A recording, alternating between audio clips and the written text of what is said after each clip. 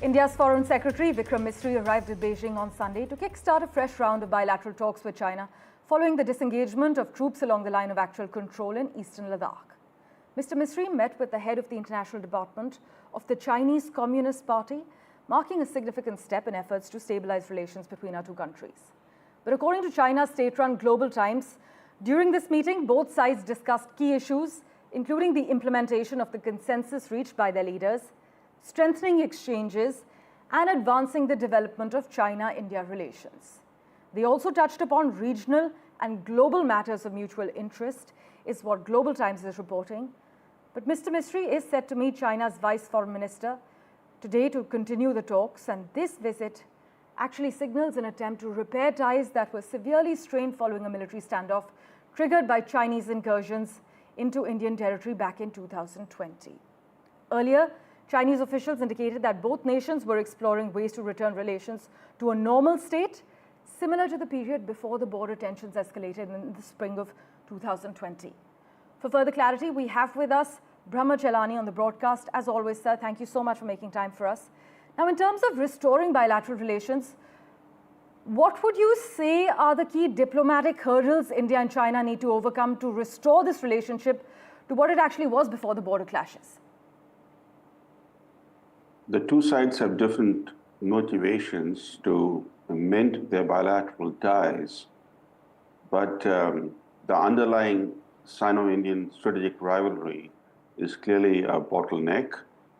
China, of course, is facing increasing Western pushback against its expansionism. Its economy is sputtering. It is running into long-term growth constraints, including a shrinking and rapidly aging population and slowing productivity increase. So it has a clear motivation to improve relations with its largest neighbor, India. But we should not forget that even in the period since Prime Minister Modi and President Xi Jinping met on the sidelines of the BRICS summit on October 23rd, since then, there have been Chinese provocative moves, for example, including parts of Indian Ladakh in two new counties that China has established, or announcing that it's proceeding with building a super dam that amounts to waging a stealth water war against India. So given that background, we have to be very cautious, and I think India is being very cautious in terms of seeking to restore the relationship with Beijing. Right, but when we consider the intentions of this visit, sir, do you think this signals a genuine desire from both sides to stabilize relations? Or is it more about managing tensions while maintaining strategic leverage? It's largely from the Chinese side to manage the relationship with India without conceding ground in a meaningful way, which is the reason why even today, India's patrolling rights in eastern Ladakh have not been fully restored. Right. And as the Indian Army chief has said publicly, that the military standoff between the two countries still continues to a degree. So until and unless the border tensions are fully diffused, that China pulls back the forces it has massed on the Himalayan frontier, there can be no border stability or border tranquility. Right. These actions of China happen in violation of binding bilateral agreements with India.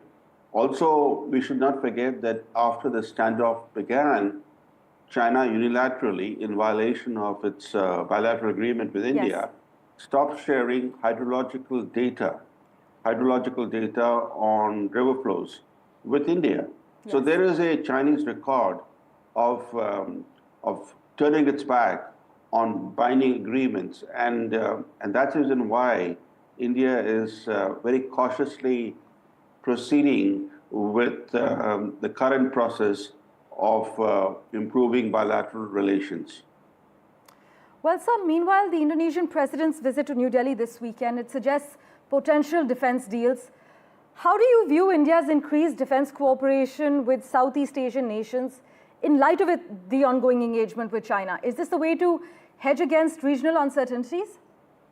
I think inviting the Indonesian president to be the chief guest at India's Republic Day was a very good move. Right. We tend to get too focused on few neighbors of ours. We forget that Indonesia is also India's neighbor.